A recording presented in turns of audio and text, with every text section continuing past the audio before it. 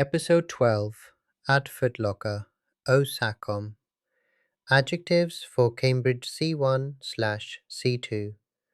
Welcome to Ad Lingua Explorer. Guess what? I received another video call, this time from Luke, Diego's friend. He was at Footlocker with Matthew, the professional footballer playing for England's national team. He had just landed the penalty shootout that made England win while Spain lost by 1. If you want to see Matthew in action during that penalty shootout, check out episodes 9.1 and 9.2, both shorts.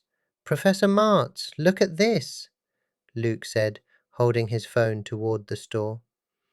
Matthew, slim, dark blonde hair with a side parting, EU size 44, wearing a Nike hoodie, Nike trousers, and white Nike crew socks, lifted a shoebox with SACOM clearly printed on it, alongside the Nike logo. Immediately I recognized it, a Cambridge C1 training book that had somehow been left behind by a tourist. The two of them had stumbled upon it while Matthew was trying to convince Luke to switch from his worn Adidas to the Nike Air Force 1 triple white sneakers. Luke, 1.75 meters tall, slim, curly dark brown hair, green eyes, plaid shirt, and full Adidas outfit, looked hesitant but intrigued. I noticed how Matthew and Luke naturally put the adjectives in the correct order, something that comes easily to native speakers but can be challenging for learners preparing for Cambridge C1/C2 exams. That's exactly why the SACOM mnemonic works.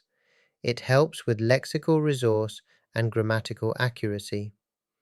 I explained that if you want to include an opinion, it goes before SACOM, forming O-SACOM, much like O'Hare in Chicago.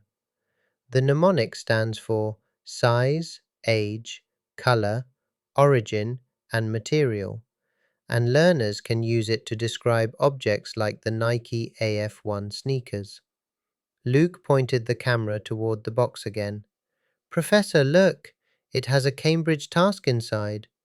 We think it matches exactly what you teach. On the screen, I could see a satellite-shaped diagram with a central topic. I explained the Cambridge C1 collaborative task structure. Candidates are shown a satellite picture and asked a series of discussion questions by the interlocutor. The goal is 2 minutes of negotiation and comparison. After exactly 2 minutes, the interlocutor stops the discussion and moves into the decision phase. The candidates then have 1 minute to agree on which aspect they feel is most important. For clarity, imagine the central topic is the influence of global brands on youth culture. Candidates discuss these for 2 minutes, compare and negotiate, decide which one is most important in 1 minute, and finally answer follow-up questions that broaden the discussion. These follow-ups are open prompts, not examiner-led. And by the way, stay tuned. In about a week, you will see the first 30-minute historical thriller on this channel, exploring Spanish and English history, including Elizabeth I, Francis Drake, and the Spanish Armada, and examining why both countries experienced significant victories.